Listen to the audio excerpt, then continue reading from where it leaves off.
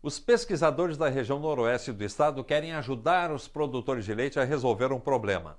Eles organizaram um dia de campo para mostrar que é possível manter o gado bem alimentado, com mais pasto no campo, num dos períodos mais críticos do ano, o outono. A maior bacia leiteira do estado sofre no outono. Nessa época, os campos da região noroeste têm menos pasto e a produção de leite cai 20% em relação ao inverno.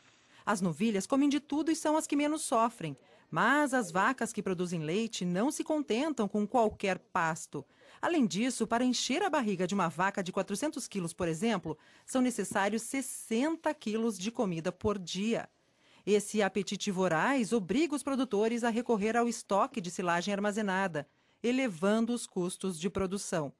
Por essa razão, o outono desafia pesquisadores como Adriano, da Universidade Regional do Noroeste do Estado do Rio Grande do Sul. A Unijuí estuda alternativas para colocar mais variedade no cardápio servido aos animais nos meses de março a maio. O objetivo com essas avaliações é tentar mostrar que é importante para o produtor, não em termos de pastagens mais ou menos nutritivas, que ele tenha diversidade para alimentar as vacas, mas sim que ele tenha espécies diferentes para conseguir distribuir e administrar melhor o fornecimento de alimento para as vacas durante o ano. Neste laboratório a céu aberto, no município de Augusto Pestana, a Unijuí cultivou mais de 10 espécies de plantas, dentre elas capim-elefante, amendoim forrageiro, hemártria e pensacola. Elas são perenes, duram mais de 2 anos, por isso podem ser devoradas no outono. São dois cultivares de capim-elefante que a gente tem estudado aqui no IDER. O cultivar HB e o cultivar de capim-elefante anão, cultivar mote. E a grande diferença entre eles é que o capim-elefante anão ele tem o espaçamento dos entrenós bem menor, né? E cada nó, na verdade, é a cicatriz de uma folha que existe, né? Ou que existiu. Então, se os entrenós são mais curtos, a concentração de folhas na planta é maior e com isso se concentra a produção de forragem num nível mais baixo, a vaca consegue encher melhor a boca para se alimentar. Em comparação, o cultivar HB se nota que ele tem os entrenós bem mais longos, né? E isso faz com que a planta como um todo tenha uma produção de folhas menor em relação a colmo.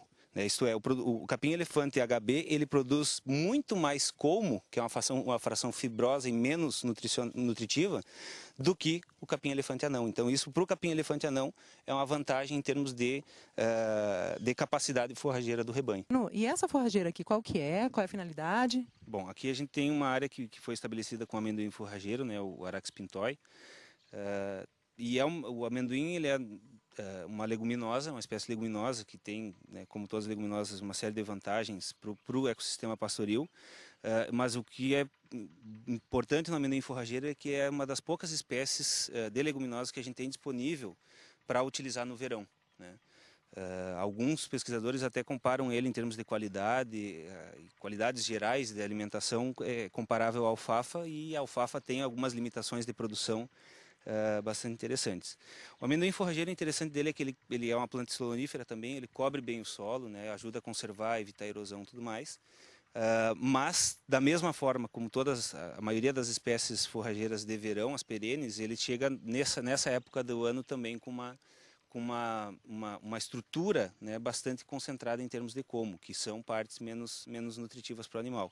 E essa situação aqui também está agravada com a falta de chuva, né, que aí a leguminosa sofre bastante também com falta de chuva em relação a uma época de maior pluviosidade. Mas mesmo com a estiagem, ele resiste, ele é guerreiro, o amendoim. Ele é guerreiro, ele não está morto quem peleia, né. E a grande vantagem da hemártria é que ela é uma espécie estolonífera, né. É uma espécie que cobre bem o chão, ela é uma planta que se desenvolve cobrindo o solo, tem uma boa qualidade e é bastante indicada para áreas mais úmidas, áreas que estão sujeitas a maior umidade, a hemártria vem bem.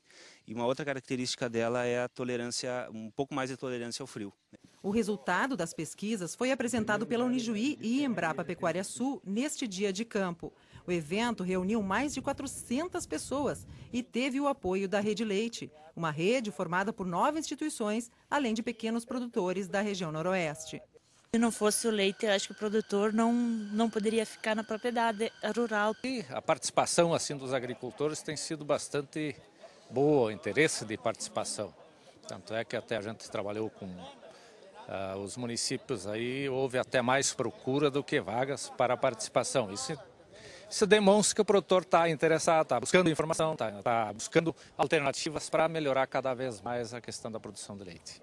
Nesta área, os produtores conheceram outra estratégia para ter pasto no outono. Em março, a grama Tifton, que cobriu o potreiro, foi roçada. Em abril, foram semeados aveia preta, centeio, azevém e trevo vesiculoso. Graças à roçada e à retirada dos animais, as gramíneas semeadas cresceram. Em maio, quando os animais retornaram ao potreiro, encontraram 4 tipos diferentes de comida, além da grama Tifton.